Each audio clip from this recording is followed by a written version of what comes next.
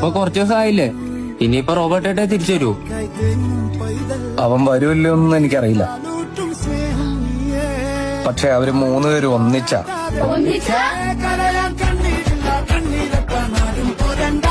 കൂട്ടത്തിലൊരുത്തവനെ തൊട്ടതിന്റെ പേരിൽ കൊച്ചിൻ കാർണിവലിൽ നിർത്തിച്ച ടീംസാ. ഓരോന്നിനെ എണ്ണി പൊക്കി.